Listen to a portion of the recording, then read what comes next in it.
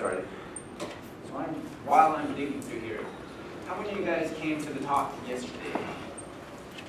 Okay, about a third of you. That's cool. So that means there's some people who aren't here. So those of you who did not come to the talk yesterday, keep your hands up. How many of you are already familiar with MongoDB? Keep your hands up if you know it. So, all right, so a reasonable number, like kind of, sort of, a little bit. So that's actually pretty interesting.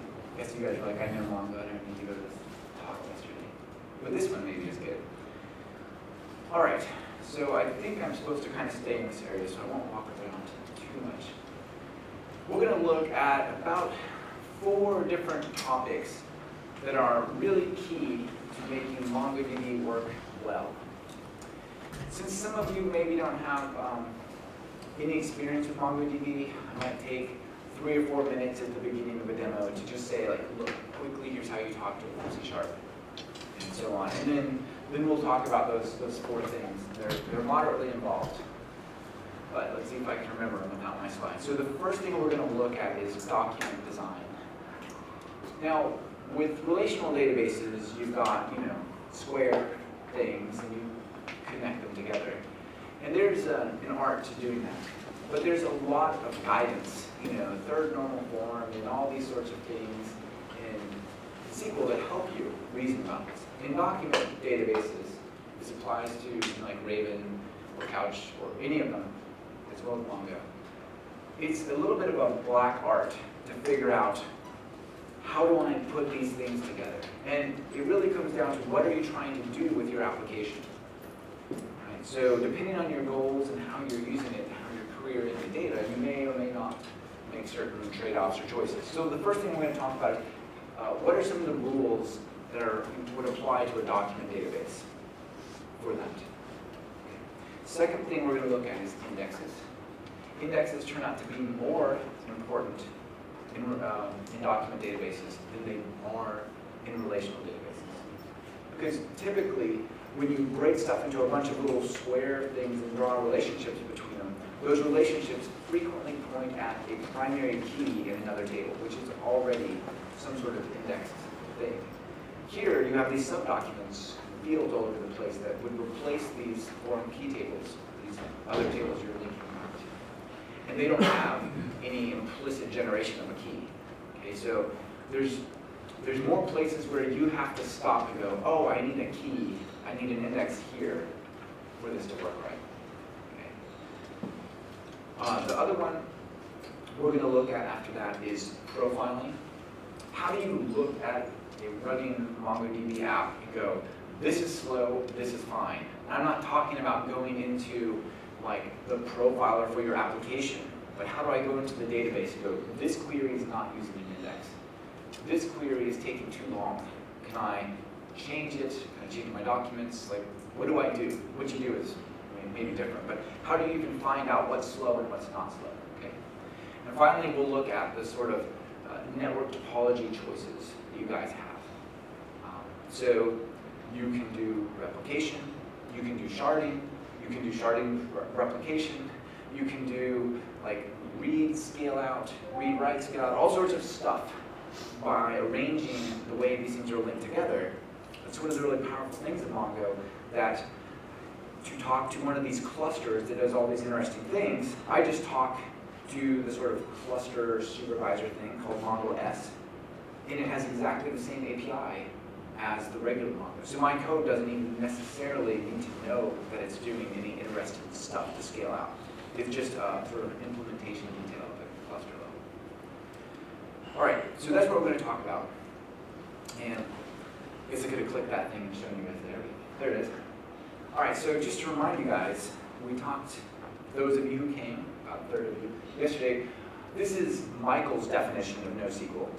There's a lot of definitions out there, but mine is that if you look at the origin of the word NoSQL, when it first was created back in San Francisco in 2011, this was created by a group of people who were focused on how do we do horizontal scaling and create database systems that are basically cluster friendly. So I would say if somebody says, what is NoSQL? I would say, well, if you look at the roots of it, it really means database systems which are cluster-friendly and trade between entity relationships for simplicity and performance. So that rules out things like joins, cross-document transactions, and things like that. Those all knock down the ability to do simple, don't think about it type horizontal scaling. Okay. All right, so there's actually 4 types of NoSQL databases. So just talking about performance, depending on the problem you're trying to solve, you may choose one or the other of these things. All right. So in my opinion, a document database is by far the most general purpose database. It gives you much of the horizontal scaling, but it also gives you much of the relational feel without doing too much different. Right? But you also have these things like Cassandra, which has column-oriented databases, or Amazon SimpleDB. We have key value stores, which are the fastest. You can do a lot less with them, like relationships basically don't exist, and querying deep down into the objects is really not possible, generally speaking. It's kind of like a blob with a primary key, and that's it. Right? But there's some interesting examples. So like Amazon DynamoDB, this is a service you can buy in AWS in the Amazon cloud. And the way you pay for it is you don't say, I want to have a database. What you say is, I want a database with this much data that I can guarantee will take no longer than 10 milliseconds for any query to run, period. They're like, oh, you want 10 milliseconds? It costs this much. You're like, no, I want 5. I say, okay, well, now you pay this. And they'll sort of spread it out across different machines on SSDs and sort of add hardware and horizontal scaling until they can guarantee that performance. So that's an interesting story, but it's a very limited thing. If you can only query by the primary key and maybe like a little bit of metadata you add, it's not the same as like sort of being able to run arbitrary queries. Column-oriented databases are kind of funky. They're popular, but they're weird. Graph databases are all about relationships. I don't think they belong in the NoSQL group. I'll show you why. But people put them in there. And then document databases. I think these are your general database choices. CalSHD, MongoDB, and RavenDB. All right, so key value stores just has a primary key and a blob, right? Okay. You can do stuff with that. That should be fast because you can just ask for things by the number 5 and it's just already indexed. It's super fast. Column value stores are a little funky. They have like normal SQL like columns, like username, password, email, but they can have like a set of columns that are like relationships. Almost like a foreign key thing, but it's still in the same row. All right. So these could be like a set of orders put together. So it'd be kind of like nesting in a document database. Graph databases are all about following relationships. So if we start with Tesla, you can see that if you like a Tesla, you might also like a Ferrari. Joe likes a Tesla, I like a Tesla, things like that. Right? So if you look at document databases, for those of you guys who haven't seen it before, what you end up storing are basically JSON serialized versions of your C# classes. You don't have relationships in the same sense of other systems. You just have like an object. So here's an object with an ID and a name and some other stuff. This is actually one of our, this is straight out of the development or website database. It's cut down so it fits on the screen. But we've got a course and it has classes that are running different places and times and so on. And you can see that right here, this is actually an array, and these are sub-objects. And the sub-objects can have arrays and they can have sub-objects and so on, right? You can nest these together. So you can think of this as kind of like a pre-computed join of this data. You can't unjoin it. Right, so anytime I get a course in this example, I also get the engagements and I get the aliases, which are like other URLs that could also point at this course. Okay. So that's one of the reasons that it's fast, is you don't ever do these joins. You set up your documents such that the stuff you typically join against is like already there. It's kind of like pre-computed, so you don't have to worry about it. And the thing that makes document databases special is you can do index queries on like this. I can add an index way deep downside in here, and I can say, find me the course that has an engagement with this ID, and that will be super fast to index. And I'll show you how to do that. Okay. So these things all seem really different, but if you actually take a minute and step back and look at them, there's actually sort of 2 worlds here. Like you can have these document databases that kind of aggregate stuff together and group it, and say these always belong together. But so do the key value stores. You just can't look inside them. Really, so do the column value stores. And then you have stuff that's like smaller but related pieces, which is like the databases that we all know. And then graph databases are even like, super small pieces with lots of connections. It's almost all about the links, not the things. So that's why I think these are like really what you would consider the NoSQL stuff. Like this is very cluster unfriendly, even more so than relational databases. Okay. All right, so before we dig into writing code, let's just look at one example. So at Developmental, we have an online training thing that has these lessons. These lessons are called tasks. Tasks can be voted on, favorited. People can complete them. There's users that have done them, users who haven't. Each task is broken up into these little activities. Those can be voted on. They can be completed. People can start them. They can finish them, and so on. So this is what it looked like in the Unity framework. And it was a complete pain and was super slow. We actually ended up doing caching to make the thing really fast. Like caching at the app level, right? So how would I model something like this? Each one of these is tables, and there's like 17 or 19 relationships. And this is a super small subset of the database. This is not all of it, right? It's just enough to give you a sense of like, what do we need to pull to display one web page? This is the problem, right? This is hard to work on. Like Unreal, I don't even know how people work on systems that have 1,000 tables, because you can't like zoom into the designer and see anything. It's just like lines and color, right? It's completely complicated. So like, what does this, what does that line go to? I don't know. On a real system, it would be almost impossible to follow, right? So how would we model this in a document database? We would have our task, and our task would have an array of activities and an array of tags and these things. And our user, maybe they would have an array of their completions and their things they've started and finished. And which one of these would you rather work with on a day-to-day basis, right? Definitely not.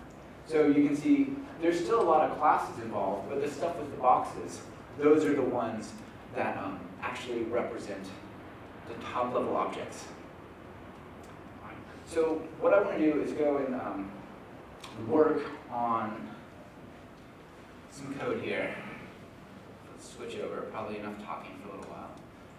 So I've got this little pre-built thing, and it's, by pre-built I said file new project and I gave it a name. And then I added a NuGet reference to it. And the reason I did that, because yesterday NuGet was down and it's been very flaky. I just didn't want it to die in front of you guys. So I'll show you what I did. I came over and said file new project, console app, and I said NuGet. And I basically added the MongoDB stuff right here. MongoDB. That one. There we go. And maybe it's good I did that. Is it dead again? That's kind of bizarre. Well, whatever. I found this one when I typed MongoDB and it was working. I don't know if you guys noticed, but NuGet completely vanished yesterday. It said 0 packages when it was 21,000. Okay, so I installed the official MongoDB C# driver, and then I also installed this little helper class that just sort of wraps up some of the connection info that I wrote. It's on GitHub. I'll be happy to share it with you. So what we need to do is we need to create some classes. So let me just kind of make this obvious since we're doing this modeling thing. So I'll create a folder called models, and I want to do just a bookstore because there's a couple of scenarios that we can run through with this bookstore idea. Publishers, customers who buy books, books with multiple authors, things like that. So let's just make a couple of classes super fast. So we'll create a class here, and I'm going to call this book. I guess that's the fundamental object of a bookstore, I suppose. Okay. Now, all the top level things, that is, the stuff with the boxes around them, have to have primary keys. The stuff below does not necessarily have to have a primary key, right? I have to be able to get to the user, but once I have the user, I can just go through all their favorites. I don't necessarily have to give a key to the favorite. I could just say, these are your favorites, whatever. But the top level ones, object, need something like an object ID, and by default, it kind of needs to be named ID. So let me just give it a few things. Let's say string, title, property, date, time, created, and let's say this. Let's suppose we want to have books, and books have categories. I think maybe that's sufficient for us to think about this for a little bit. Let's start with actually authors, new authors, list of author. This class does not exist yet, but give it a moment. Authorization, just author. Thank you. And let's make it exist. Fantastic. And this, depending on how we want to store it, maybe it gets an ID, maybe it doesn't. Okay. So you need to think about what are the use cases for your data here. Are people going to be trying to go to like an author page or find all the books by an author, or do you just want to go to a book and say these are the authors? If you want to be able to directly address the authors, you need to decide, do I put within my book this nested object of author or not? Let's do that really quick. Let's say, well, we don't need an ID, so we'll just do this. Let's say they have a string, a name, and property, let's say string, image, URL, which we'll just ignore. So, typical author data, right? Maybe a book will have a string, SBN, something like that. Yeah. Now, these fields right here are kind of a pain to work with. You gotta remember always to do the created stuff. So let's say create a constructor and say created equals date time UTC now. See why that is if you guys come to my workshop tomorrow. I don't have time to talk about it now. Okay, so here we kind of initialize this just so when we're ready to insert into the database, before that we don't have to check whether or not it's null and then try to add an author. This is just easier, right? It'll be overwritten as values as it comes back from the database. Okay, so this is pretty cool. Let's see how we might use this. Let's go over here. Oh, we need one more class, which I'll do here, then I'll move. Class Mongo context. Just like in any framework code first, I need something that represents the database. So I'll derive from this class that I wrote, MongoDB data context. This is from my open source thing. And it needs a constructor that takes some things. Doesn't really need all this stuff. The resharp thinks it does. It probably would have been better just to type this, to be honest. Let's call it DevWeek books or something like that. So this is going to be the name of the database. It talks to localhost by default if I don't change that. And we're going to need one property for our top level objects. So in our model right now, we've got our book, and our book contains our authors. So do we need a collection for authors? Probably not. You may say that's a bad way to design it, and I think it is. But let's start out this way. If something is nested within another, you don't need a collection for it. So we only need one here. I need something of queryable of book, called books or something like that. So return base.get collection of book. Done. All right, so for those of you who are wondering, how do I get started with MongoDB and talk to it? This is it, we're done. There's no more to it. So now we're on to the nitty-gritty. So let's go over here and just go to our program. Let's say I want to add some data, date and whatever. Let's create one of these things. Mongo. And let's just say I need a book. B equals new book. B dot ISBN equals 123. Very unique. This is the very first book, of course, I guess. Title will be first book. Okay. And B dot. That's it. Great. The other stuff is auto-generated. We do want to add an author, so let's say b.authors.add new author, and let's just give them some properties, some values here. So image, name will be Jeff. And let's insert that to the database. So I'm going to say book B, yeah. Let's do it again.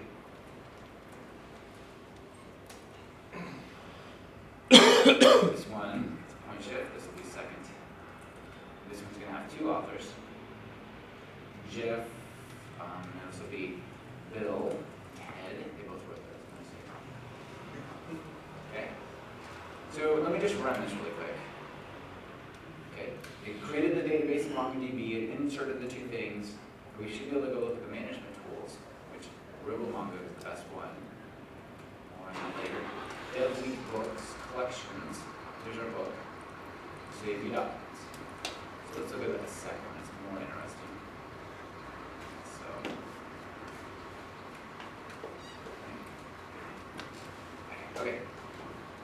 you can see that we have Bill and Ted in here as authors, and we have these things saved. You can actually right-click and say edit or view document and see exactly the JSON that came out. So there's the way it's stored in the database. It's not in a textual form in the database, but this is basically the text version of the binary representation. All right, so now I'll ask you guys, what are the positives and what are the potential negatives of this? So let's start out with positive. What's positive about this? Anything? You have to define database. Sorry, yeah, fast is absolutely right. You have to define database schema. I didn't have to define the database schema, that's for sure. So that's always a positive. But what I'm kind of thinking of is like what she was saying is what if I get a book, and most of the time when I have a book, I want to show the author, right? Like maybe almost any time I show the book, there's like a little, at least the name of the author underneath it. A hyperlink so you can go search for other books by this person. So what that means is I don't have to do a second, potentially even complicated query against the database.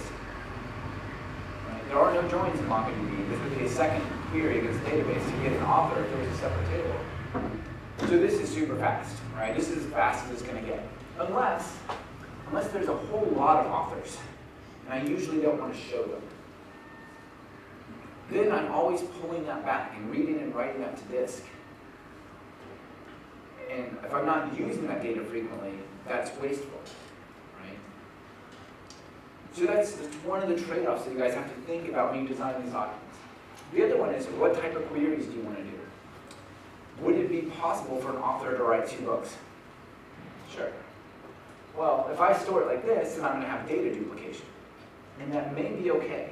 Maybe if I'm doing categories, I would just have like an array of strings in here. And then I could do some sort of distinct query and say, show me all of the, all the categories that are in there, and do a distinct on those strings. And those are the categories. And then you could just do a query. Show me all the books where their category collection contains whatever that string is. That might be okay. But for something like authors, where there's lots of information, you might say, you know what, if the only way to store these guys is to put them within the books, if they write 2 books, that's a completely painful problem. Right? That's a lot of data duplication, and it's probably not worth it. So if we had that, maybe we would store things differently. So let's do this. Retry. Oops, not typing the letter fine. There you go.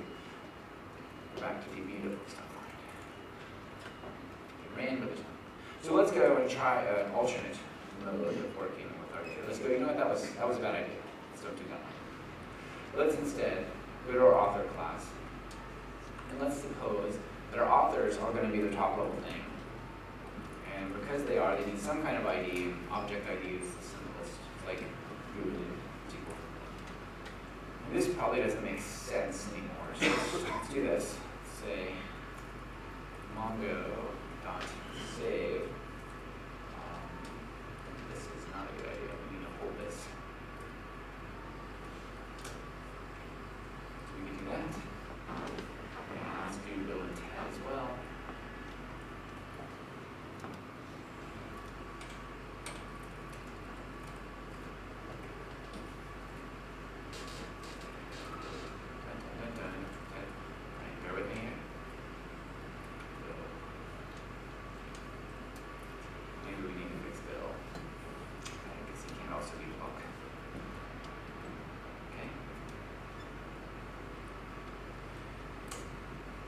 So these are going to be their own pieces. And I could technically still get them back. I can save stuff without necessarily having a thing to query it back. But now, what do you think I put in here? Probably not A, again, not the whole author. What would you guys store in SQL? ID.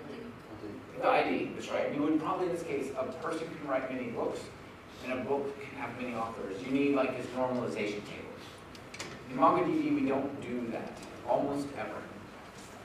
I suspect there is some theoretical case where it could be reasonable, but I've never seen that. So I'm almost on the verge of saying, never do a normalization table. Like that's an anti-pattern. It's surely an anti-pattern. So you would do something like this, ID. So make sure that you call save first, just like Unity Framework. And here we would do build.id, and we would do .id. Excellent. Okay. One question. Yeah. Can we have both? Let's say, imagine we have an imaging scroll that requires precisely the JSON that we already seen, but at the same time we want this. I mean, to be able to go through. Sure. It's an interesting problem. I'm not sure I would solve it that way. So I was working with this financial company in New York City a few weeks ago, and they had some really interesting problems with like derivatives and investments that derive from other investments that derive from other investments and options, and it was gnarly. And they're like, what I really need to do is just know that one derivative comes from the other. I don't need all the details of it. I just need to know, like, all I ever am going to display is the name of the base. So we could do something like store the author name and their ID. Because maybe you're almost always just going to have the name, and you click it, and then it does stuff, right? So maybe you duplicate a little bit of data, and that would keep your fast and your shape, and limit the data duplication, right? But it wouldn't have to construct stuff. I'm not sure I would do it that way, but we'll see. So let's do this. Let's change the type of, no, it's not one. Let's go here. Maybe we won't go to the actual app. Let's go to the authors. And let's change this to object ID. So there's this theory that MongoDB doesn't support relationships. It does. It just doesn't enforce them. So once you go down this path, you have to assume that your application is well behaved. Right? So what that means is you should probably have one data access layer that manages how do I talk to Mongo and no other way of doing that. Because otherwise, it's easy to get out of sync. All right, so let's just rename this really quick to author IDs. And let's go over here. And let's save this again. Shazam like magic. All right. It is magic, by the way. Okay, so let's go over here and run this again. Now we have our books, but our books just have IDs. This one has 2 IDs. And over here we have also, now if I refresh this, I have authors. Now we have 3 authors, Bill and Ted, and their excellent adventure, right? So the question is, how do I get this data back, and how do I do that in a fast way? Right? Granted, it's going to be hard to make it not fast with 3 records and 2 records, but I'll show you an example with 1.2 million and a quarter million, exactly like this, and we'll still make it fast. Okay? So, hold on. So what we need to do is, you can look at this. Apparently I thought it was a super good idea to close. I'm just write it back. Notice that this does open quicker than super server managements. Pretty much everything is better. All right. So you can think of this, these pieces here, as your normalization table. But instead of having it somewhere separate, why don't you go ahead and include it in the book? So when you get the book, you're already like halfway there. You technically could write that other one, but not a good idea. So let me write a query to pull this in. I'll just comment it out really quick. So let's say find authors of the second book. So typically in object relational mappers, the kiss of death for performance is the so-called N+1 problem, where I go and I get like one book, and then I go for each A in authors, and it does lazy loading. And for each book, go lazy load this. So there's like this really slow thing. You never have that problem with Mongo. Well, again, never is always strong. In this scenario, this many-to-many thing, you never have that. You have 2 queries, not 1. Even if there's 100 authors, or 1 author, 100 books, right? I'll show you the link that we write here. So let's say var book equals, hold on, this little guy, hold on, okay, mongo.books.single, go first, single, because I want to get the one that Bill and Ted wrote, that's 2, B goes to B dot. Title equals, careful, this is case sensitive right here on my book. Okay, so this is your sort of 1, and where's the in part. Here's what you do. So we get a book, and I want to find all the authors. So we say, our authors, better write one more queryable. From a mongo.authors, hold on.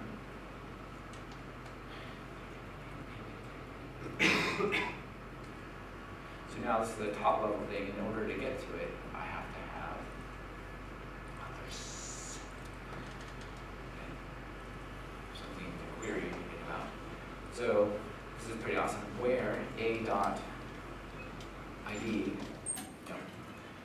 book dot author IDs dot contains a dot id, or my a dot name, whatever, select a. Good. It's 2 queries. And it doesn't matter how many there are in this many to many. Given a book, I can find all of its things that are related by doing this. So I'm going to show you the thing this becomes if we have some extra time, but we might not. So I kind of want to keep moving on this. All right, but let me just write them out really quick. Red line, author, let's just write the title. Book.title, do this for each book authors. CW. Yeah. That's pretty awesome. Okay. Plus a dot name. You guys ready? It works. Sure says. Boom. Second book, fill in type. So basically what that does here in MongoDB, if you guys are familiar with the query syntax, if you're not, come to the thing tomorrow, that's one of the sessions. We will say db.author find closed. This it'll say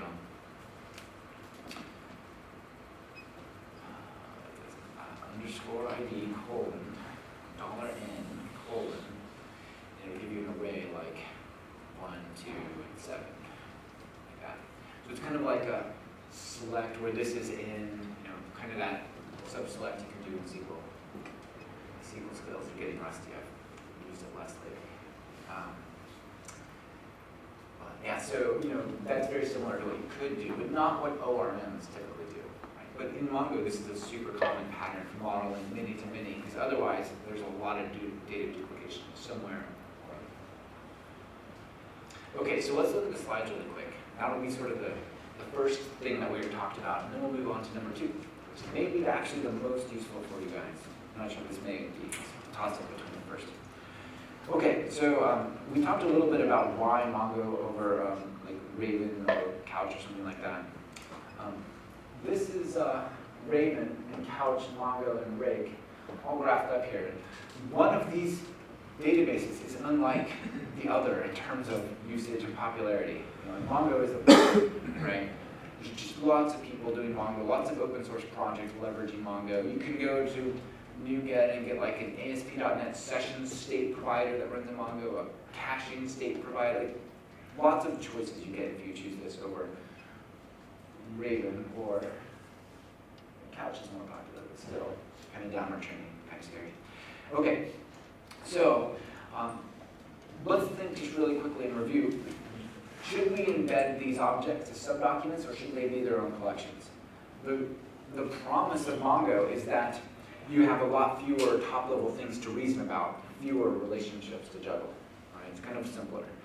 So the question really often comes down to, do you usually want to use the information embedded when you get the thing? So like if our author example, or our book example, do you typically need the author info anyway? If you do, then go ahead and embed it. But if you typically don't, then maybe put it somewhere else. Use this so-called soft foreign key that I just showed you. This unenforced, but same as foreign key. Okay? The other thing to look at, and so the choice is, do I do this or do I not? The other one is, and this is important, these documents, as you think about designing them, can only be 16 megabytes or smaller. And I might be like, Michael, that sucks. I really wish I could have like a gigabyte. Could you imagine like just doing a primary key query and like boom, that's a gigabyte of network traffic and disk reading? It's a bad idea. Like they make a limit for your own good so you don't hurt yourself accidentally or on purpose. So, but that means if the set that you're embedding is unbounded, it's a highly bad idea to put it in there if you think it's just going to keep growing and growing. Because at some point you can't save it anymore. And then where would it go? It can't go back in where it goes, but where does it go? All right, so small bounded things, they could be embedded if it makes sense. Huge or unbounded things, they need something else, okay?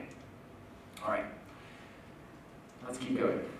Okay, so we talked a little bit yesterday, for those of you guys who are there, about integration databases. So these integration databases come up when you try to use a database as your inter-process communication in like an enterprise or something like that. And you end up with these very complicated schemas. And the reason I took that and put it over here is you end up with many different types of queries running against that database. This app might be analytics, this app might be the website, this might be something else. They all have like these different ways they're accessing the data. This is probably a bad idea for a lot of reasons, right? It's brittle, it's hard to scale because it's typically on one machine as a relational database. It's hard to change because you got to coordinate the change. So a much better choice is to create application databases plus services, where each app manages its own database, and then they share the data through the service. And what that means is it's more simple to reason about the types of queries happening. So you basically want to think about how am I accessing this data for the most part, and that will help drive your document design. Like I was saying, do you typically need the author information when you get the book, or do you usually just get the book and like just show the title and forget the author? Depending on what your app does, you may choose to design your documents differently. Okay? They can be changed, you're not completely stuck once you get there. If you decide, well, 80% of the time I do it this way, but oh my gosh, there's this report that I have to run that's like completely a nightmare if I do it this embedded way or something, aggregation. The aggregation framework lets you cross-cut documents on the server and then return the results back. So this is sort of your escape hatch for like, I almost captured everything I needed to do with my document design, but there's this one or two things I couldn't. Solve it with aggregation. MapReduce is also a possibility, but it's kind of deprecated for like the newer aggregation stuff. Okay, you guys know the single biggest performance problem you might have with the document database? At least according to the guys at MongoDB, they say when they go talk to customers, and the customer goes up and says, hey, we're kind of upset. We heard this MongoDB thing was super fast, and it completely sucks and it's really slow. Can you please help us? You see that almost always the biggest problem is indexes, right? Something to do with indexes is wrong. Because like I said, there's much fewer number of indexes like already in the system. Like let me just jump back for a minute. There. I don't know how many tables there are, 12 or something. There's at least 12 indexes here, yeah, for the primary keys. Most of these relationships go to the primary keys. Here there's 3. All right, but you still need to do the same types of queries like on the sub-documents, right? How many times has this thing been favorited across all users? Count that up. Right? That's no longer indexed where maybe it was before. Okay. So indexes, important. Sometimes too few, which means the queries are slow. Sometimes too many, which means the inserts are slow. But the queries they're fast. Maybe actually too many means your set of indexes no longer fit in memory. Now you're doing disk I/O to access the indexes. That turns out to be slower than memory, right? Even with an SSD, it's still a lot slower. Okay, so let's go and add some indexes. And let me just pull up an example. I finally have a compelling example for you guys, because this is like, Michael, we're talking about performance. There's 2 books. It's ridiculous. Let me show you some more books. Okay, so, yeah, sure. So let me open this up. MongoDB. Kind of a crappy app, but it's really good at getting like a quick look. Come forth. There you are. Okay. And focus. Okay. So MongoDB lets you answer sort of cool questions visually. So I can say, show me an overview of this database. So you can see here, I have a database with books, publishers, and users. There's 271,000 books, Within the books, there's a nested review by a bunch of users. The review's actually within the book, because typically we decide to read one. There's 1.2 million of those spread amongst those 270,000 books. We want to ask questions like, what is the average user rating by people who live in Moscow and have rated at least 3 books? And things like that. We want that to be not slow, but fast. Okay. So if you look over here, let's just do a quick inspection. You can see the size is 0.2 gigs. There's not actually a lot of data, it's pretty sparse here. But if I look at the indexes, it'll actually show you stuff about the index. If you go to the bottom, it'll show you the total index size. So not bad. I think I dropped all the indexes, by the way. Let's see about that. Yep. So that's just the primary key is already, 17 megs. But we want interesting ones on like strings and user IDs and lots of other pieces. That's going to make this bigger. So one thing you want to check is, does this stuff fit in memory? If it doesn't, maybe you have too many indexes, or you need to do something different. Or you need to find more machines and spread it out. We'll talk about that in a little bit. Okay, so let me just run this app, and then I'll tell you what it does. So I'll give you a quick little view. So it runs a bunch of things like, find me all the users who are 18. Find me user 3. Find me people whose age are greater than 18. Find me all the books where the publisher is Second Avenue Publishing. Find me the books published after 2003. That sort of stuff, okay? It turns out, without indexes, this is kind of a problem. So let's zoom in. It first removes all the indexes, resets some profiling information, which we'll talk about, and then it runs a bunch of queries, which apparently I hit enter on. Hold on, let me try that again. It then runs like what it thinks are the regular queries, and it, with profiling turned on, I'll show you how to turn on profiling, which is pretty awesome. It'll say, okay, when you did the profiling, what were the worst, the top 10 worst queries you ever encountered in terms of time? Show me the worst. So here's one that took half a second to find the ratings, where the ratings were by the user, which had this object ID, and the value was greater than 5. Apparently that was horrible. Okay. Let's see. This one is also bad, where we're asking for the ratings just by a particular user. Okay, that's find me the books where the date is greater than this. Right? Make sense? So I'll show you in just a moment how to turn that on. And then what we're going to do is actually look at those link queries and do an explain on the query and say, show me all the details about this query. How many documents did you scan? How many did you return? Did you use an index? Which index did you use? How long did it take? All that kind of stuff. So here it's running the queries and getting the information. So apparently 3,000, stop moving, 3,000 users, 3,700 users are 18 years old. Please stop moving. All right, there they go, again, cool. And you can see basic cursor is the type it's doing, and it takes 131 milliseconds. That's actually not super horrible for that many users, 100 milliseconds. But you'll see it's a ridiculously high number for what we're trying to do with the database we have, okay? So let's go, and first I'll show you how to do the indexing. Let me just switch the slides for, what is that? Switch it over here.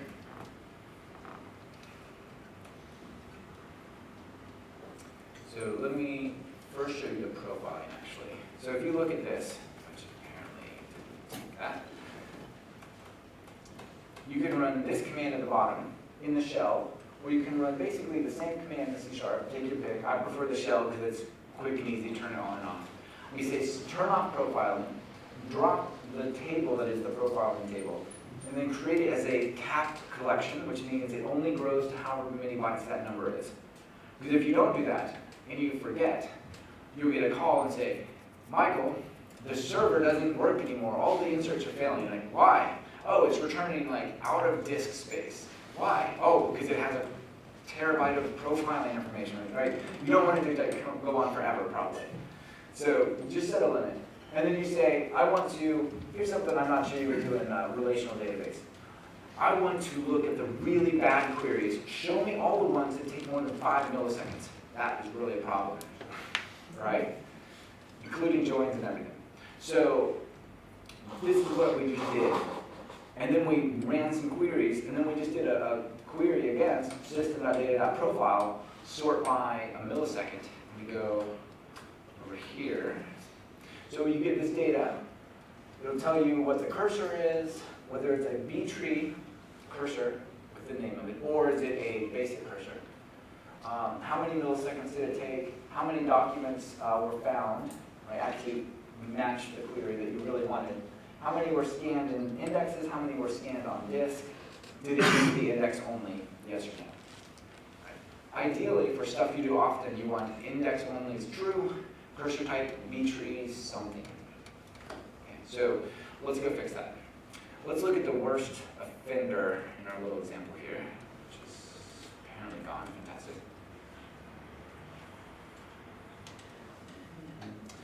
So it's this looking for ratings that have a user ID and a value of this.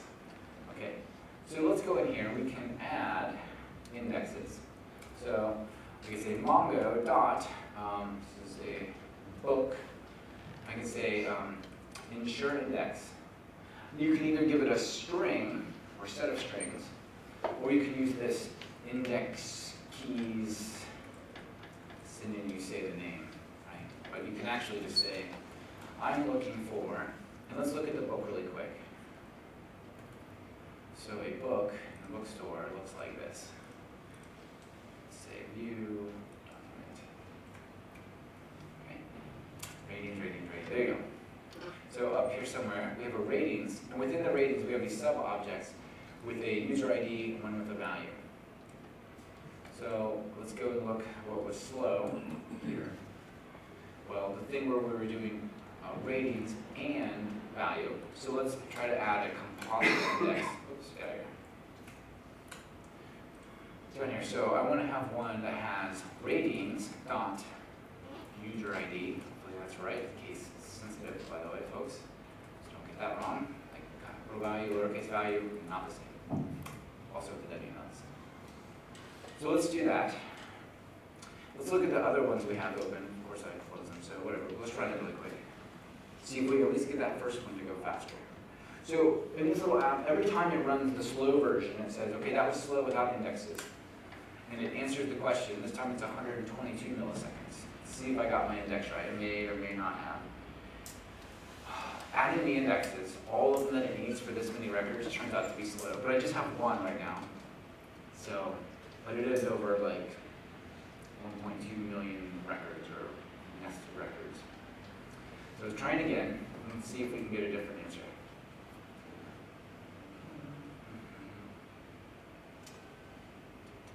Okay. All right, so here it says these are the worst queries. Look how many fewer there are. All right, so that one that was gone, so that was looking for books with a particular user ID and a rating greater than 5. Let me see if I can find that. Users, books much better. Books with ratings. Getting these up each tree down here.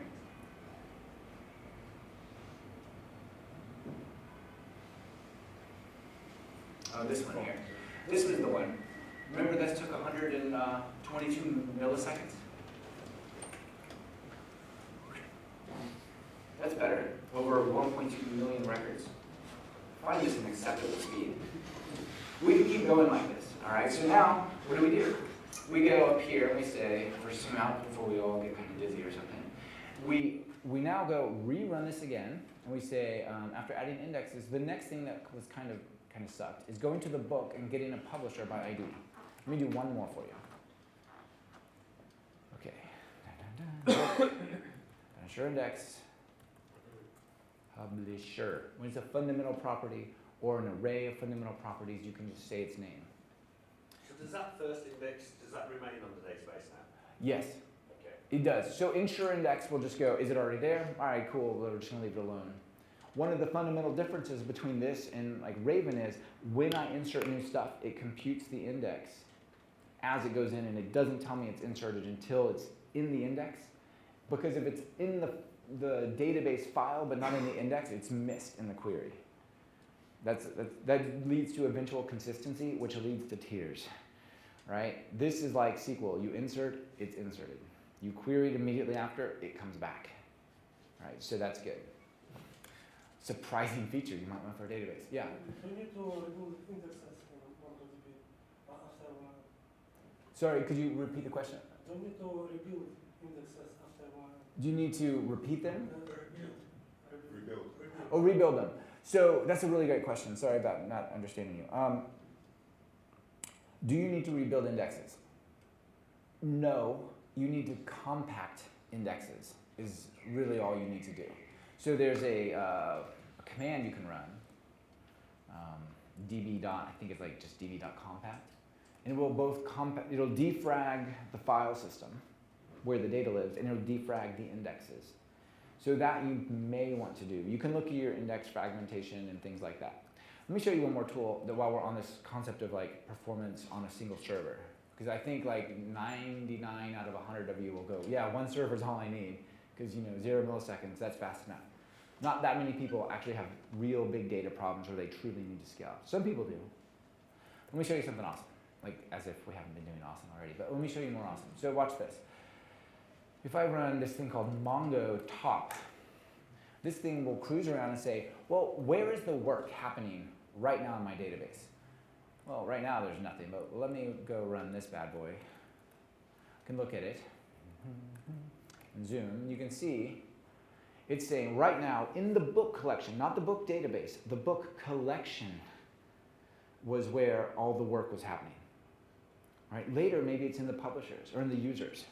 But right now it was in the books. Let me hit the next button to just say go. And you can see now it's doing stuff with users. Now it's in book and users. Now it's in stuff with indexes and book. Right? That's pretty cool, right? So it's sort of like Process Manager, System Explorer for your database. There's other stuff too. So there's Mongo stat, which gives you other information. And this gives you all sorts of really cool stuff. How many inserts per however bit of time it is? Hold on. Pause. How many queries? How many updates? How many deletes? How many get mores, which is like iterate a cursor? How many commands, flushes? What's the current map size of the database in memory? How often is it locked? How much index misses have you had? And a percentage. How many queries for readers, writers? I think these are waiting readers and waiting writers. How much network bandwidth are you guys running?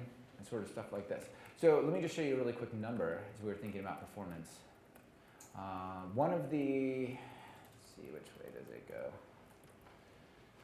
Let's look for the word real. That's not real.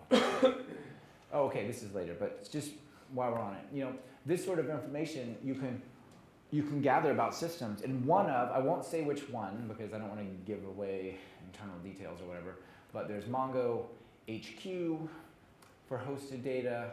There's Object Rock. These guys all have MongoDB as a service. One of them has a customer that this is one customer, not their entire data center, just one person, one group, whatever you call it.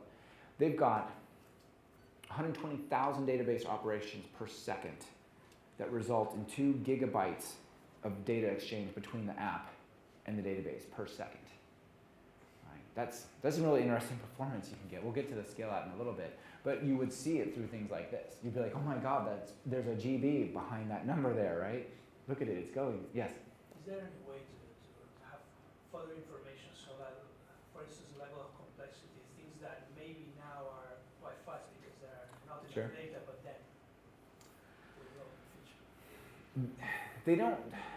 I can do things like explain stuff here. So I can say, let me go over to this thing. This is already kind of set up. I say find, let's do this. Let's say find, let's see, author, colon, let me see, copy value is this, right? It's going to be the first one, so it's not going to be much for performance. So I could just do this one and get this one guy. If I want to know more, I could say explain and hit F5 and view it in this mode with a little zooming action. And it'll tell you more detail about what's going on, right? And if it was in a sharded out situation, it might be more complicated. But beyond this, they don't have anything else. And we talked about it a little while when I was at the place in New York with the Mongo guys. And they said basically, there's not a more complicated query that we do. This is all we do. I don't really know what to tell you more than this is what we do. So if you want to know, like, how did it decide whether to use a B-tree cursor or an index or which of the indexes to use, it basically, when it sees something kind of for the first time, it just runs that query, all possible things it can imagine on all different indexes in parallel, and it goes, well, that one finished first, so we'll just use that for like an hour or something. And then we'll redo it. So it's almost like a data-driven empirical way. There's not like an analysis you can look at, because there is no analysis. That makes sense? Yeah, I was thinking more of the nested loops in RDBMS, right? So in a way, you can say, I'm nesting 4 times, I'm nesting 3 times. Yeah. Yeah, I'm not really sure. You can't do it, no. Let's just say that. Okay. There's no way to explain more than this. Yeah. Okay. So that's the indexes and profiling. So basically, the way it works, if I go the wrong direction, sorry about that. So the way it works is you basically run your app, you turn on profiling, and you say something like, show me all the things that take more than whatever you want to say, 5 milliseconds, 10 milliseconds. You go like click through your web app, open and close your windows in your WPF app, whatever it is you're doing, call your services, and then you go look at that profile data and go, sort it by the milliseconds descending. What's the worst one? Let's go take it apart. Actually, let me just show you that really quick. So if you go over here, I can do this. Let's say that one, yeah, OpenShell. db.system, gotta love the IntelliSense. Find, boom, there's a bunch of stuff. So we probably want to say, there's a lot of things you can do in here. So these operations are typically, the ones you care about are queries. So you would say $op:, that's kind of like query, different language, I guess. And, that's fine. Then you would say sort by milius, like that, or whatever, that's what that is. -1, descending, F5. Okay, make sense? So then, that's actually the query. Oh, that was an explain query, so let me skip that one, that doesn't count. Here's the query. Maybe I should do a not explain. There we go. Really? How about we go down here? Oh, okay, whatever, let's just go look at this one. So let's look at it like this. So here's the query, right? Like this. See that? So I go back over here and I say book, view documents, paste. That's the actual query that was running. If I want to know what was happening, I can say explain F5. I think I hit F4 or something. Basic cursor. Okay, well that kind of sucks. Let's not do that anymore. So I need ratings.value as an index by itself, not with the other piece, right? Because the composite indexes can't always be used depending on the order. So I'll go over here and I'll say dbbook.insureIndex, and what do I want? Ratings.value, F5. It's like, okay, that was a bad idea. Yeah, because it doesn't like that at all. Need a JSON object here. Notice the delay, that means it's working, it's computing it. By the way, that means your database is locked from all traffic while you're doing that, unless you say curly background true. Maybe you want to do that in production. So if I just rerun this, B-tree cursor ratings.value. All right, what's next?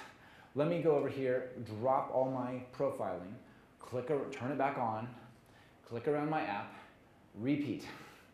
Keep a record of these little things you're doing here, and then just fold that into your app. Like in the web apps I run, that's just in the startup code from my MVC apps. It just goes, do this, do this, do this, do this if it's not here. And so when I publish to AWS, I don't log into AWS and go, oh geez, I must run the transformation script and all that. My app just at startup goes, oh, I need these indexes. This one's missing, compute it for me.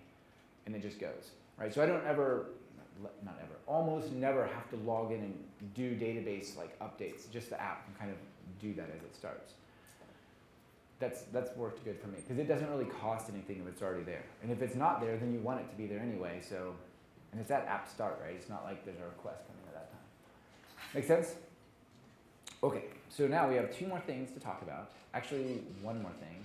If I could see what time it was, that would be awesome. And we have half an hour to talk about it. So, plus questions.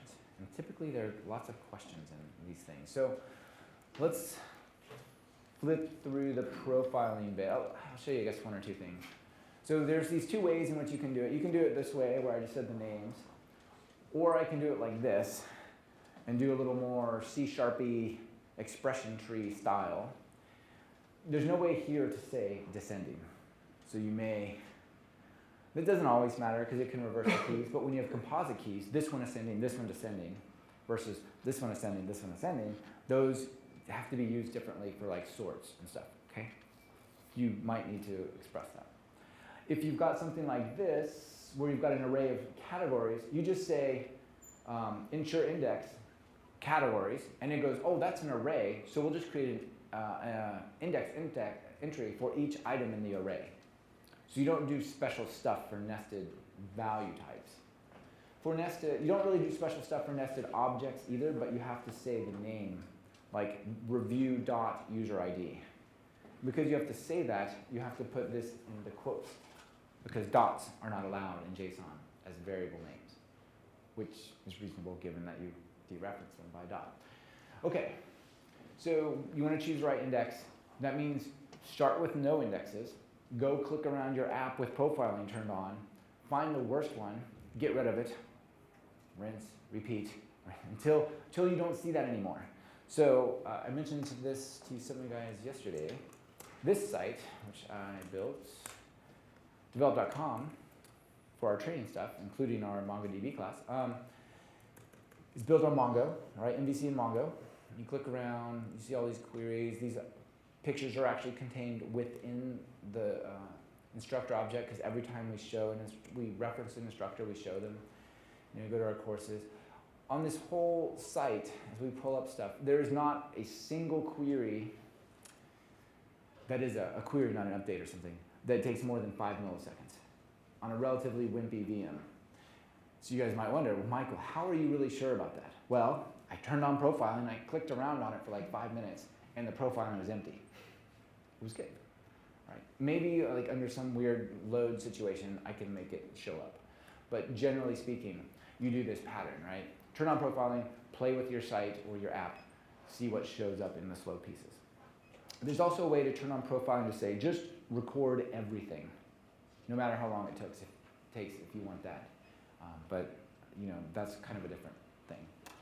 All right, you can also do compound indexes, in background indexes if you need to. Okay, so we talked about profiling. Basically, once you have the query and you know it's slow, it may still be using an index and slow, or maybe it's not. So we went through this two-step process where I profiled it, and then I got it out of the profile. I said, go to the query field and copy this. And I said, db.books.find, whoosh, and then explain. I've mentioned to the MongoDB guys that it may be helpful in the profiler to say this used an index or not. They don't do that. You've got to like find out what the query was and then do an explain on it. Maybe in like some awesome world in the future, they'll like index, true, false, or the name of it or something, whatever.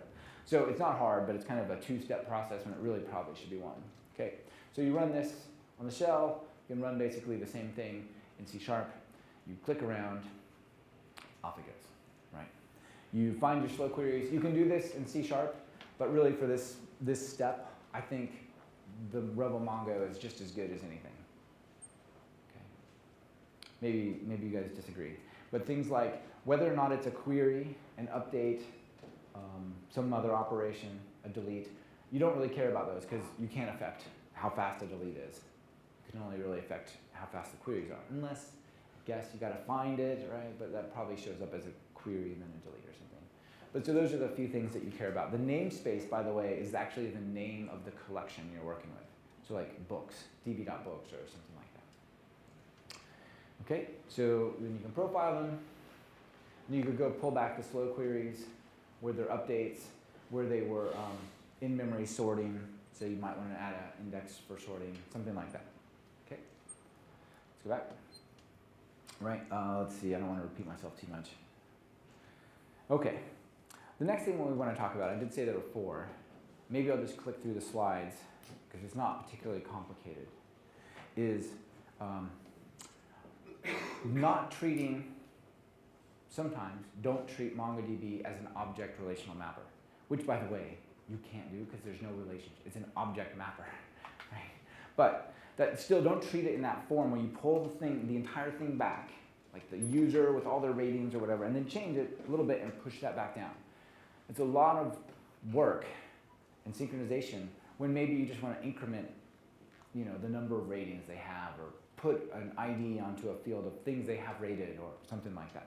So there's a secondary query syntax that is not 100% ORM link compatible, because you would just, it's kind of like an update statement in SQL. You don't like pull the object back and change it and push it in, right?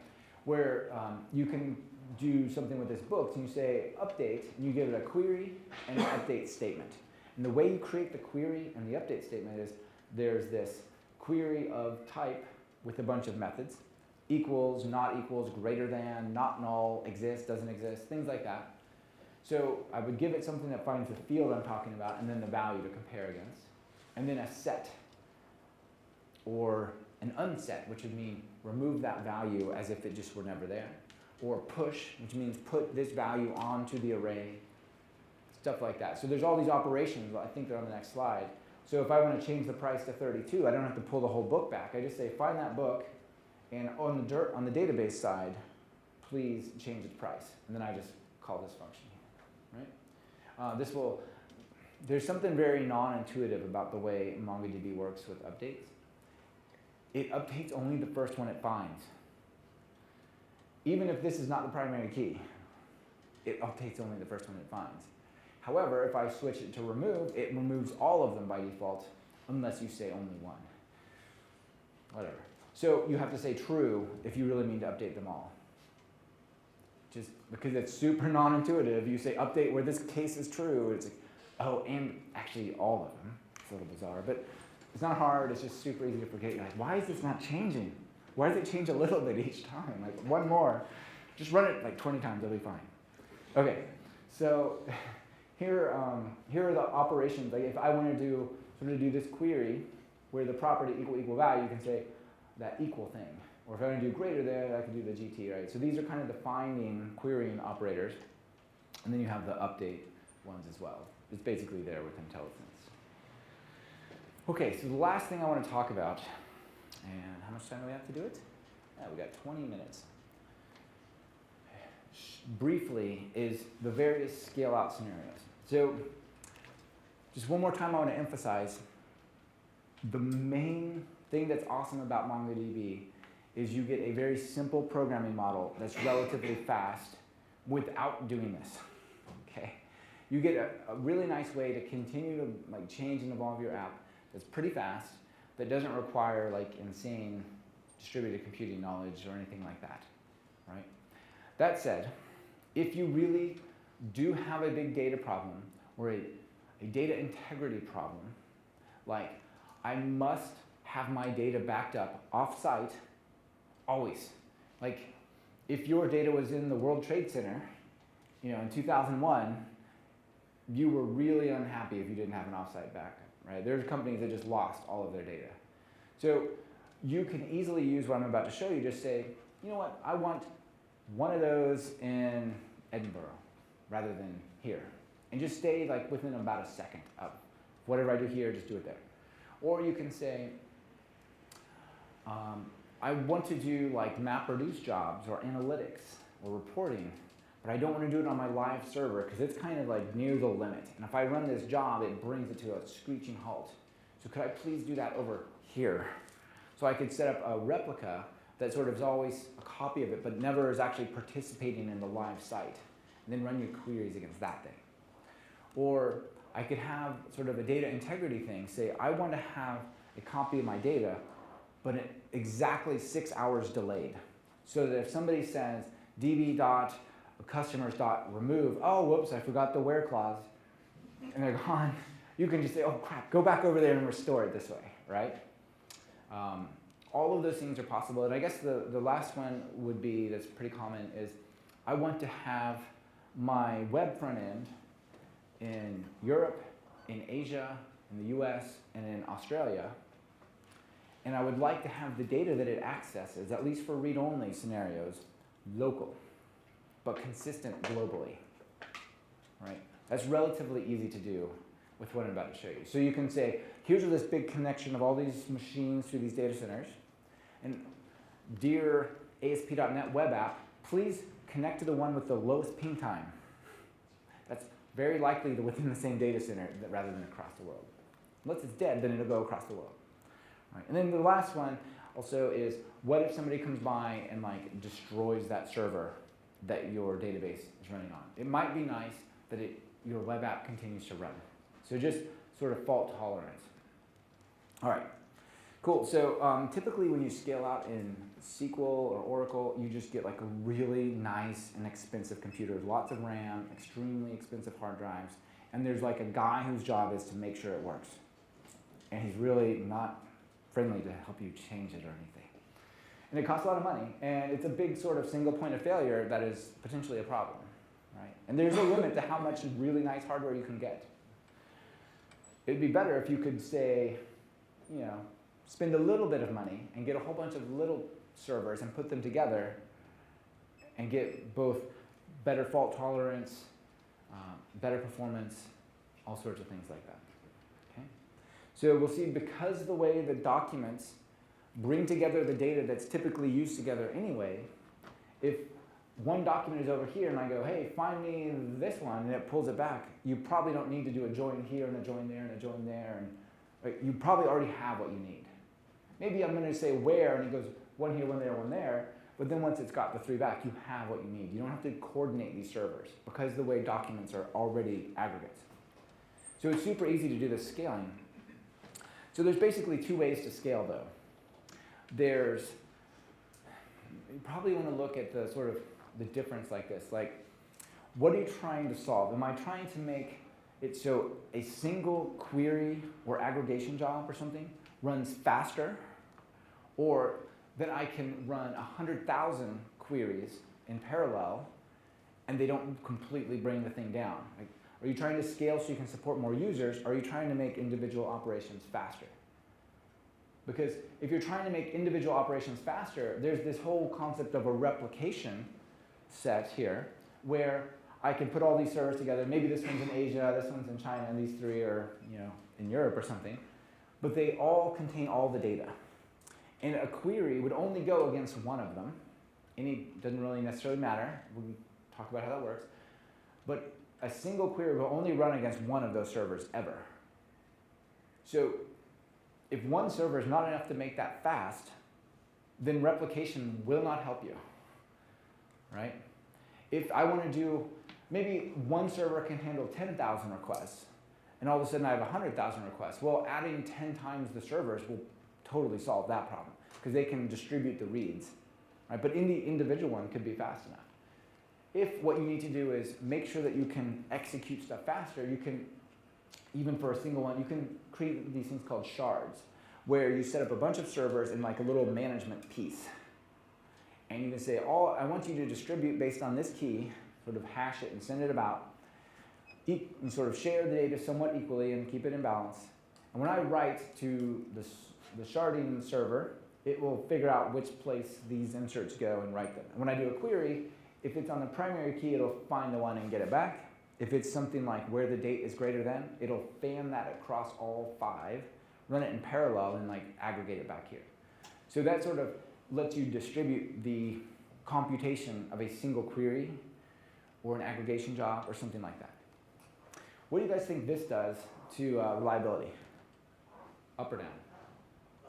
Sorry. Yeah, go ahead. On sharding, do you have high availability? So say server 2 goes down. Yeah. That's a really great question. So how about over in replication? Yeah, replication. No. No, you don't get high availability. So, Can't you combine those? Yeah. yes, so that's the thing. So this actually gives you less reliability than a single server, right? Because if the chance is 1 in a million that this will crash and die somehow, the chance is now 5 in a million that this is going to somehow crash and lose some of your data. It won't lose it all, so that's super good, right? But still, some of it will be gone, and people are going to be really unhappy with you. This one definitely increases it. But what you can do is each one of these can be a replica set. All right, so it can get like pretty hairy, right?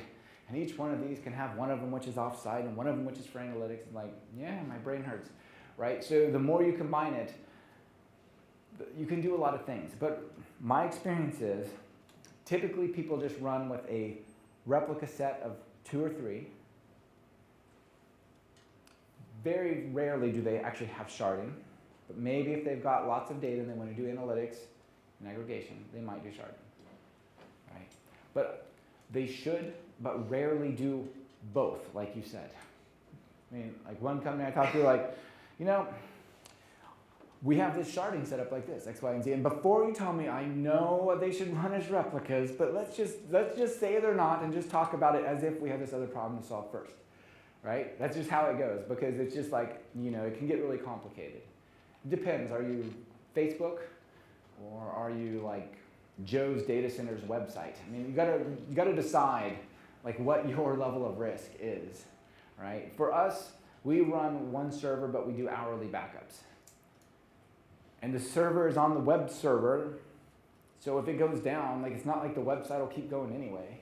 The website's down with the thing as well. So, you know, our website is popular, but it's not that popular, right? That we couldn't possibly take like 15 minutes of downtime. So, you know, you got to decide. But yes, less reliable, more reliable, combination, some statistical analysis required, okay? So, yes? Do you have to change your code if you use Hardik or adapt it in any way? So, if you do this, I don't believe you have to do anything at all. There's a server that represents, it's a Mongo S instead of Mongo D, and you just speak to it, and it has the same protocol. And it's like totally transparent. That one, you have to have a little bit of code for. Okay, let's see. Can you adapt that related data is stored in one server? Could you have related data stored on one server versus whatever? So you choose the shard key. Yeah. You could make it so that thing you're sharding on is related, like the country code or something. And then all the stuff with that country would go into that server. I don't know if that helps you or hurts you. I'm not sure that it helps you. It might actually be better to not do it on that one, because what if you're trying to like find all the users and work with them, like run a report on the users in that country? Well, even though you would theoretically be able to scale out, you've sharded them all into this one. So running a report on everybody in this company or this country or whatever now falls back down just to one server again. So it gets a little complicated, but all right. So let's just look at the replication side, because my theory is pretty much everybody needs replication if they've got like lots of data. If you're doing this is like you really have a big data problem, and maybe you do, but it's also not as complicated. So let's look at replication. I'll show you how you can use replication for scale out, backup, those types of things. And scale out for reads, but not, like scale out is it can support more concurrent users, but it can't make any single thing faster, okay? That sort of scale. So the way it works is you've got your client, and your client talks to one of them, which is designated as the primary, and these guys are all in communication. It's one of the requirements that all the replica pieces have like network visibility to each other, not like through a chain, but like all to each other, the combinatorial set of relationships. So they talk to each other to know they're all fine. And you can only write to the primary ever. That's the rule of replication in MongoDB. Other people let you do other things, but they have eventual consistency. Even with replication, you have absolute strong consistency. You sleep at night. Right? So things are good. So in this world, you basically get fault tolerance, things like that. All right? Now you theoretically could read from over here, But that's an option you have to opt into. I've been saying that a few times. How does it work? So when you insert it to the database, it has, and it's running as a replica, it has this thing called an oplog, which is just another database. And it stores things like this. It says, hey, we did this thing here, and what we did is an insert to the person in the test database, and here's what we actually inserted. So it's sort of, the replicas, when they look at that, they can, oh, give me what you've done lately, and they have to initially sync up their data. Then they just sort of apply all the changes, updates, deletes, and so on. And that just keeps them in sync, right? So here's a picture to say that, more or less, but for time we'll keep moving. So how do they know which ones to use? Well, they have this heartbeat that goes back and forth every 2 seconds. And if they don't hear from one of them within 10 seconds, they assume that one's dead. Right? If it's one of the other replicas, who cares? Right? It kind of ignores it and says, well, whatever, sorry to lose you. But if it's the primary that it thinks is dead, then it'll try to have an election and say, it looks like we've lost the boss. Who wants to take over? And there are rules like priority and all sorts of stuff you can set to help it. You can add other sort of apps to be like voters, but they don't actually participate in queries and stuff, to say, look, if most of you die and there's like a tie, I'll be the tiebreaker. These are called arbiters. Now, it can get complicated, but it's not too bad usually.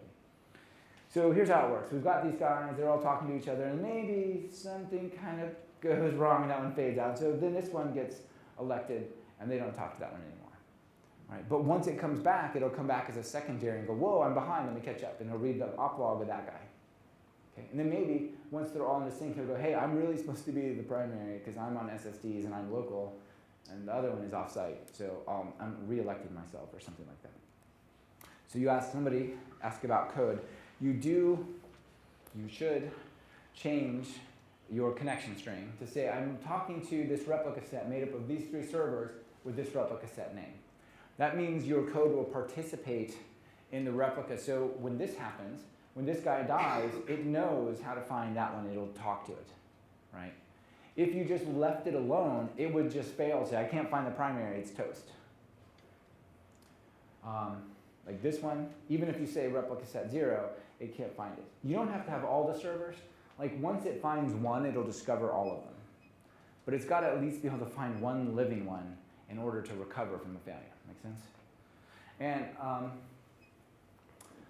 so, I want to encourage you guys to stick with strong consistency. But if you really want to scale out horizontal reads, you can opt into reading from the secondaries, but they may be behind.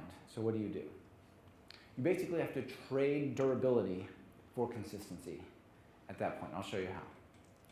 Okay, so you can tell your connection string only talk to the primary, that's the default. You can say only talk to the secondary. Why might you do this? Because if you can only write to the primary and you read from the secondaries, maybe you can write faster if you're not hammering this primary queries, potentially. Okay? You can say prefer primary, prefer secondary, or ping time. Right? Ping time. Here's how you do it in code in C#. Right? It's you basically either set it in the connection string or as you connect to the database. So there's 3 options. You can have strict consistency, which is like SQL Server and singular MongoDB, unless you change some other stuff about that one. You can have what is probably good enough, which would be read my writes. Like here's the real scary scenario. Maybe you're writing like Amazon.com, and you want to let people make comments on like a book. They go and type like 3 pages because they're obsessed about this book, and they're like, just format it, so they hit save, and they take them right back to the page, and their comment's gone. They're like, oh, ah, and they rewrite it again, and they hit save, and now there's 2 of them. They're like, oh, this is out of, what is happening, right? Like you've seen this with blogs that cache stuff, and you're like, wait a little while, your comment will show up. Like, yeah, great, nice app. So what you really need is, I made a change, and if you redirect me back to the site to show me the change I made, it had better be there, or your app sucks, right? You can still do this sort of horizontal scaling across replicas if you set a flag to sort of get this read my writes. Because that's the one that really matters. Like if somebody else comes to the book page and they saw some reviews and then they go around, they come back, the review is gone for like 100 milliseconds and the review is back, like whatever. right? But if you save that review and it's gone, then you're super upset. And it's the highest likelihood that you don't see your update. If you really want to let it fly, you can go and get complete durability. Right? One dies, it'll come back and just find the other. It's all good, but you fall into this if you're really trying to horizontally scale out. So let me show you. So we can read and write here, and then just let these guys hang out unless one of them fails, the master fails, and it's off, off to be good. There's no consistency. This is all strict. If you turn on read from secondaries, then you fall into the potentially, eventually consistent, depending on how quick that round trip goes. I mean, this link is typically fast, but it might not be redirect, boom, same link fast or something like that, right? So this is probably not awesome. But what you can do in Mongo, in the connection string, is you can say, I want you to not only wait until this is committed to the database to tell me that it checked in, I want you to wait until it is replicated to 3 other replica sets before you tell me it's checked in, and block my insert or save operation until that is the case. Okay? So in this case, if I say, I want you to wait until it is saved to 3 locations, and then I'll redirect to that same page, which is still fast, or as long as they're like really local, not across the world, then you have basically read my writes consistency. Because by the time you're broken free from your change, it's in every single replica, so it doesn't matter where you read it from. Make sense? So this is like a middle ground that lets you have 12 replica sets and read 12 replicas in the set and read from all of them. So you can really scale out reading but still get the durability and stuff. Now, so how does this sort of trade durability for consistency? What if I say, I want you to wait until there are 3 before you tell me it's written and one of them dies? How long do you think you wait? A while, right? And you get an error that, hey, I couldn't really commit it to 3. I'm sorry, that's kind of a bummer, right? So you give up this sort of failover thing if you do that, right? That's a problem. Can you sort of set it at server level? So you might have one replica server that is local to the primary, and the second one is your offsite. So you want to have it commit to the local one because you know that's going to be fast. You might be able to. There's a way to do tags and give them names like this is the website stuff, and this part participates in analytics, and this is like a offsite backup. And I don't remember if you can say wait until it's written to the website with 3, but not like the failover set or something. I'm not entirely. You might be able to with the tags. The analog to this in SQL Server is obviously availability groups, so you can have a synchronous replica and an asynchronous secondary. So yeah, similar. I think so. Let me see if I have any more pictures to show you. Maybe it'll make more sense. So there are all these options you can put in your connection string. These 2 are kind of bad news. So you can say, I don't even want to wait to see if a socket will open. Just tell me it saved it. It's all good, right? You can say, make sure it can connect to the server, but then we're kind of done at that point. I'm pretty sure it's fine, right? So you may have heard MongoDB getting trashed a little bit for potentially losing data or things like that. The very early versions of the drivers and the server had this as the default. So some people would misconfigure things, or they would run the 32-bit version, which only supports up to 2 gigs, and they'd put a bunch of data into it, and then they would have this, so it would never tell you if it failed. And they're like, oh, it lost all this data. We don't know why. Well, because it's full. And it doesn't tell you it's full. You look how fast it is. This is cool. So this is the default. Right, but you can crank this up to n number of replicas, and then you get this read my writes type of stuff. Okay. Here you could say majority, or just acknowledge, even unacknowledged. I just want to kick off some analytics, and I don't even want to hear if it fails because I'm just going to keep working anyway. Something like that. Here's another thing you can do is you can label these things to have tags. You can have an analytics one, and you can have a backup one that's offsite, and you can say this one's hidden so nobody will read from it, right? Because then this one could be 6 hours behind, something like that. Yes? Can you then make a backup one so it can't be delegated as primary, presumably? Yeah, if you make it hidden, it can't become primary. That's right. If it's behind, you don't want it to be primary. But if it's off-site, you also maybe don't want it to become primary. Yeah.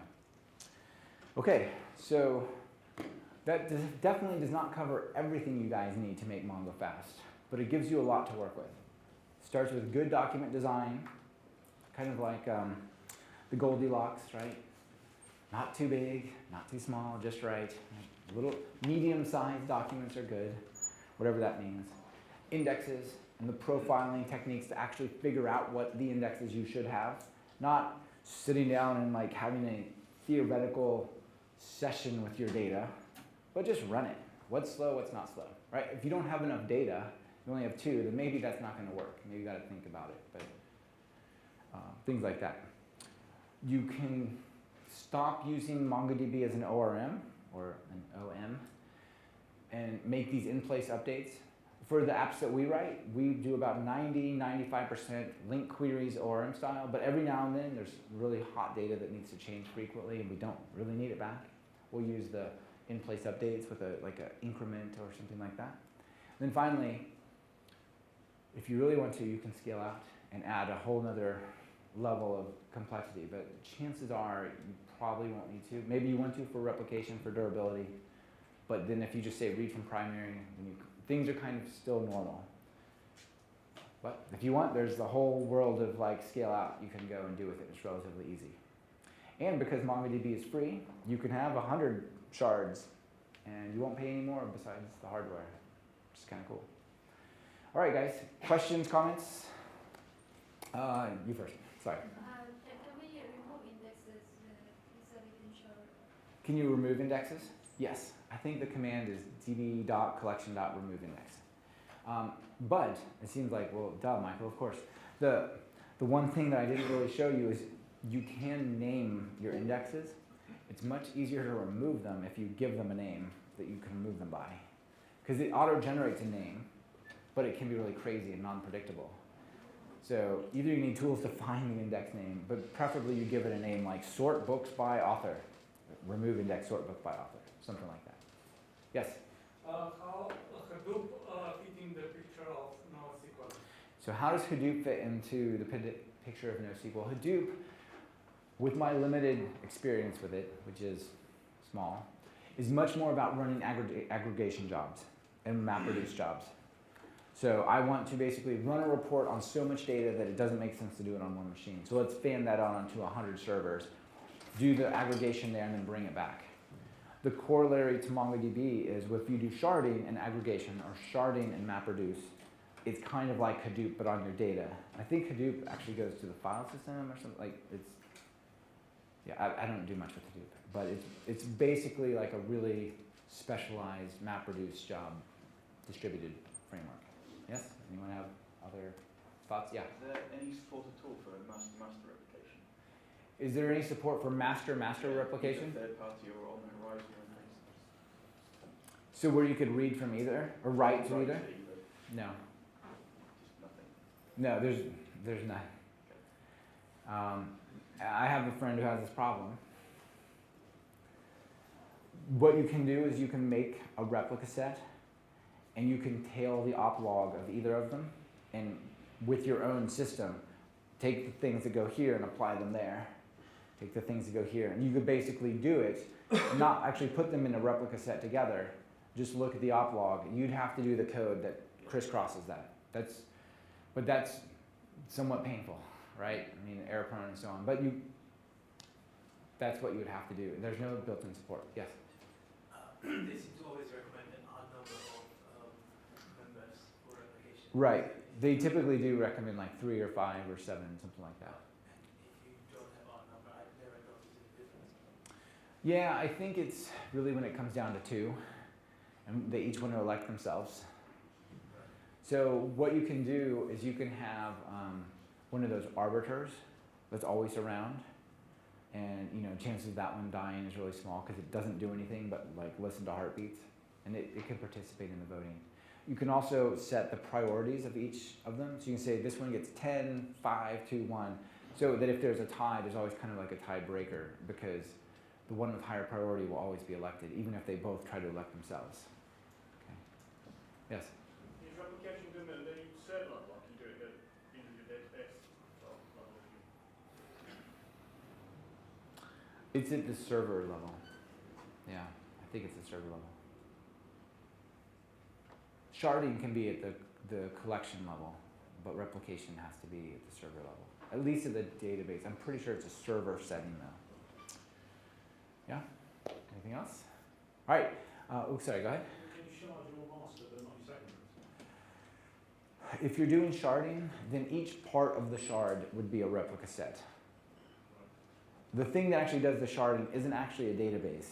It's MongoS, which is a thing that pretends to be a database but manages the shard. So you can't really shard because it's not really a thing, but the parts can be replicated. Make sense? Yes? See, in terms of your design of your documents, how easy is it to change it? So say you come up with a design and obviously this is new to us, and so you get something So you're going to wrong. get it wrong, yeah? Yeah. Which is okay, you know, it's how How it easy goes. is it to change it? Sure, so the question is how easy is it to do kind of what I did before, where I said, oh, you know what, let's actually not put the author in the book, but let's actually put it as its own collection, but not drop all data in the middle.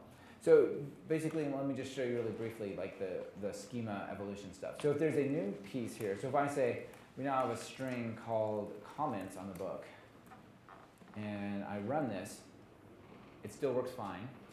If I actually saved it, if you look at the database, this has not appeared yet, but if I save it, the ones that I save would now start having this, either null or with a comment, unless I did something like bson ignore if null, or blah, blah, blah, blah, blah, null enough, right? So that would actually make it not come back. So there's a couple of things you can do. If you're adding stuff, it's super painless because it's just like the default value in C#. It doesn't set it. However, it's not particularly fond of like taking away something, even if it's not really used anywhere else.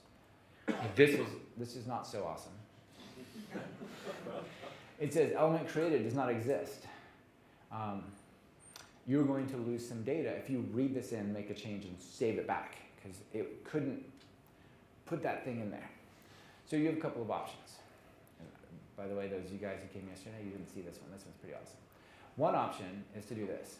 Just say, look, you know, I don't know what else might be in here. Maybe some app went wild and like partied on my data. I don't know.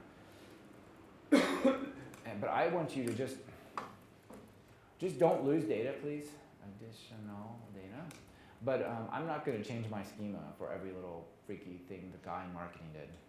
So I can say bson extra elements, like that. And now if I comment this out, it won't crash. And if I go over here and run it, here, and use the debugger,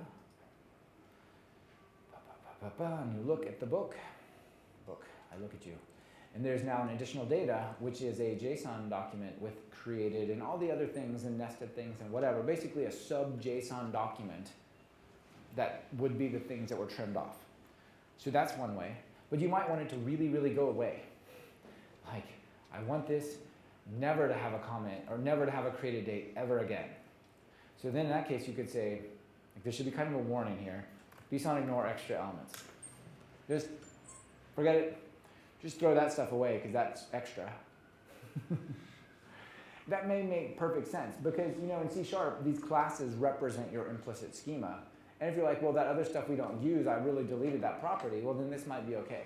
But when I do this, I never leave that there. I put this here, make the change to my class, like open just for each thing in books, book.save, and then I remove this again. So it like transforms the data. And then if for later somebody goes, oh, ISBN, silly thing, right, for a while and they put it back, you don't want that gone from the database. So like this is sort of a transient transformation type thing. If you don't like doing it in C#, you jump over here and say db.book.update curly, like this. Maybe this is not the way you do it. You would say curly curly for all of them, and you would say, what's the update? I want to do $, unset created. I think I need to actually give it a value. It doesn't matter. It could be like Tony or 1 or whatever. Let's go. 7's a decent number. Let's do that. All right. So if I run this and I closed off my parentheses, that's the hardest part of all this. and I go back and look at my book, can I do it against that one? That's awesome. It would be gone, right? Actually, luckily, it didn't have a created there. I don't think, it would have taken longer with an index and all that, because that's a ton of them. What happens if you change your data type? Like in the case we did before, we had your authors built into the collection, and you changed it so we only had the idea. That just means Sure. the demo you did. Yeah, so that's a super pain in the butt, right? Let me put created back. All right. Created is good. Okay. So let me put created back, and let me change created to a string, and call it created text or something like that. Okay. So you could write a script in JavaScript to make this transformation. But this is typically how we do it because it's easier for us to do a web deploy to our cloud servers and let the app just kind of adapt. So I could say this, property date time, let's say string, I'll say dated text or something like that. And here, I'm going to do this. Set. Okay, just temporarily. Okay, this is all sort of like hold your hats. We're going to undo this so because this is nasty code. We're going to say return created dot to short date string. Yeah. And over here, I'm just going to do nothing. I don't care. Because that's kind of duplicated data, right? I can always regenerate it because these two things will be in sync. Yeah. Now, like I said, you can do this in JavaScript if you want, but let's say reload books. It was so close to actually working. Okay. Whoop. For each. Oh, where's my Mongo thing? Come here. Mongo. Books. B. Mongo.save. B. That's a pretty awesome code. People are like, what in the world are you doing, buddy? Cool, that worked. Okay, so now let's go look over here, which is gone, so that means here. And that is in this. Let's go look at book. You can see it has a created and a created text, and there's a relationship between them you might recognize. So now this is in the database, and I want to ditch this whole date time, and I want to ditch the property called whatever, right? So you go like this, go, all right, that is out. This goes back to get set, and this comes on for a minute. Run it again. That removed the created. Now get rid of it. Now it should run without crashing. Oh, I didn't do anything, but whatever, it's all good. Let me go over here and refresh it. Why do I keep closing this? It's not like I'm never not going to need anything. At least you guys know it's totally fresh. That's pretty awesome. View documents. So here's a